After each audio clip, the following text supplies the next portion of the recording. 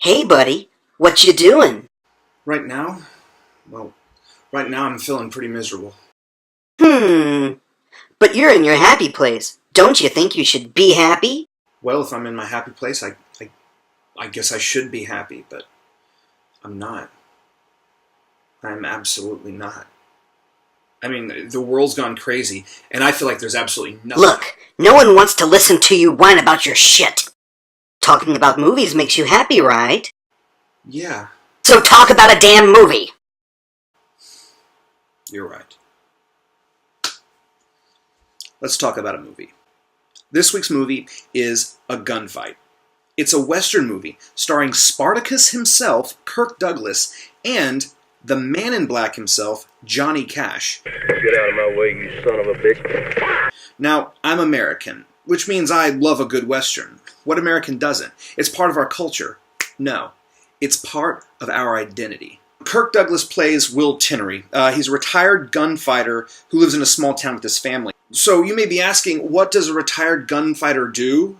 Well, he hangs out in a bar all night, regaling the locals with tales of his wilder days so that he can draw business for the local tavern. Suckering fools to buy drinks. Except I wear my pants on the outside. I'm a little different from Jenny you laid with last night. One day, another retired gunman comes into town who is now a prospector. The character's name is Abel Cross. played by Johnny Cash. Now, you have a tiny town with two very, very famous former gunmen. The town starts speculating which one would win in a fight, and eventually they decide to actually have a gunfight. You mean tickets for folks to watch us kill each other? That's what I mean. To the death. And whoever wins gets both shares of the ticket sales. I don't want to kill you, Tenere. I don't want to kill you either. What's that got to do with it?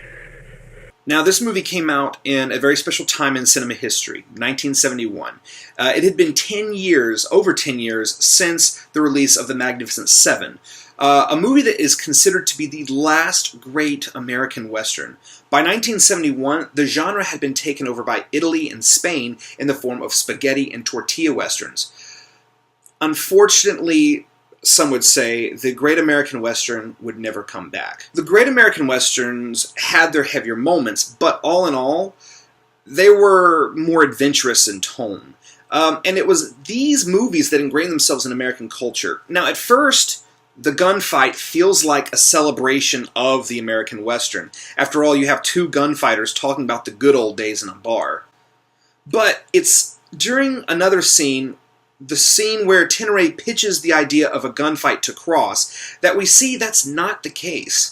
Do more prospecting, but next time you dig a hole, crawl in and stay there because you're so goddamn stupid.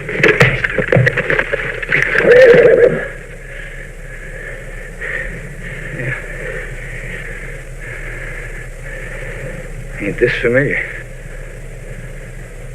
What do we do now? Draw? You don't see two men reliving their glory days. After this scene, you see two sad men unable to escape their glory days. By the way, the whole conversation takes place while Cross attempts to bury his dead horse. Symbolism. Cross's horse was bitten by a snake and died, leaving his owner stranded in a town with no jobs, no familiar faces, and no means of escape. Just him and a shadow of his death-filled past. Tenere, on the other hand, is also trapped. He's in a town where night after night he's forced to drink with the shadow of his death-filled past in order to provide for his wife and child. It becomes very, very clear that the two men are trying to use their past to escape their past, and only one of them can escape. But the real question is not which one can escape.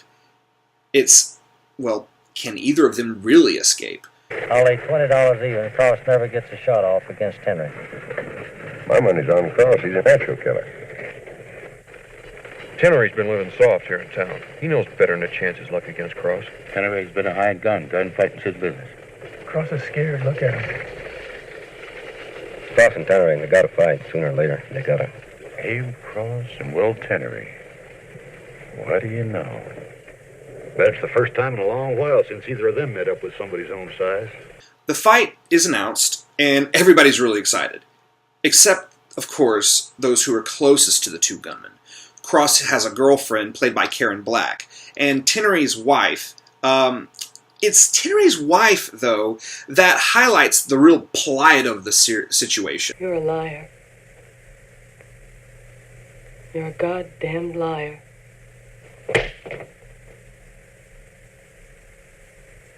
You don't give a damn about the money or the land or anything else. You want to be Will Tenery again. Will Tenery with a gun in his hand. It's not about the money. It never was. When it comes right down to it, Tenery is betting his family's future. And yes, there's more than enough money for him to buy a family farm, but more importantly, he's tired of telling the townsfolk about his past. He wants to show them. Deep down inside, that's the real prize. Cross is a little less complicated. You can see that he wants to escape his past, and the money from the gunfight just might be enough to buy him a new horse to escape it. Of course, the inevitable tragedy of this is pointed out by a gunman that wanders into town to challenge one of the gunfighters. I'll fight one of you.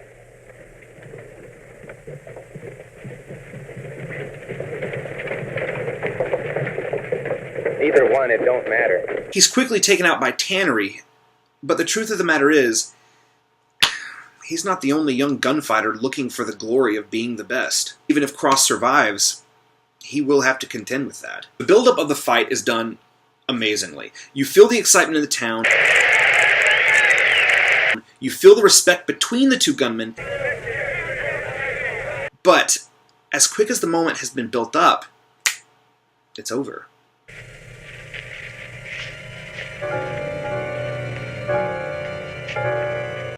And no one cheers. It's as if everyone forgot what a fight to the death actually meant until someone actually died. To be honest, it's kind of horrifying.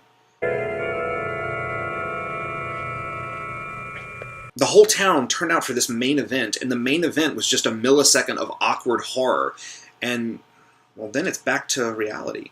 The movie is famous for its dual endings. You get to see what happens if Cross survives, and you get to see what happens if Tenery survives. And neither ending is happy. They're both sad, and they're both empty. Even if they do survive, it's not over. Karen Black puts it best. I'll be there. No. Don't think you will. You're gonna ride north through towns where they heard what's going on down here. And some fella, somewhere, is gonna think he's faster than you are. Gonna want to fight you for money again. Hell, I don't need money now. Well, that's now. It ain't the money, Abe. It's you. What's this depressing crap? You know what? You're right. It is a sad movie. But sometimes a guy needs a sad movie. And you know what else? Hey, don't, no, you need me! Screw you.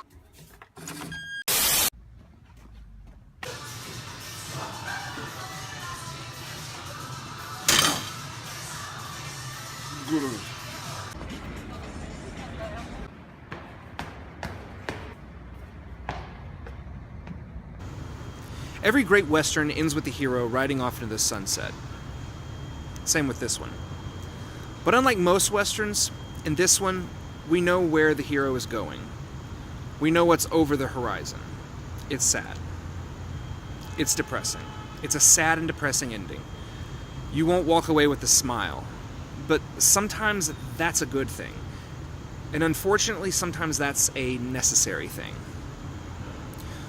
When I was a child, I used to ask myself, why do some movies have sad endings? I never got an answer to that as a child. But as an adult, I realized something that most adults have to realize sooner or later. Sometimes life is too scary. Sometimes life is absolutely horrible. Sometimes life is a chaotic hell. Movies remove us from that chaos, but not completely. They put us in the eye of someone else's storm and give us a chance to see something we may not be able to see in our own lives. In short, movies have sad endings to give us a better chance at a happier reality. I walked away from the gunfight with one piece of wisdom. There's only one way to break a cycle. Change directions. To all those who lost someone last weekend, and to all those who survived, and to all those who fear persecution, you're not alone. We stand with you, now and in the days to come. Just remember, life is just an intermission, at least until we meet again. Take care.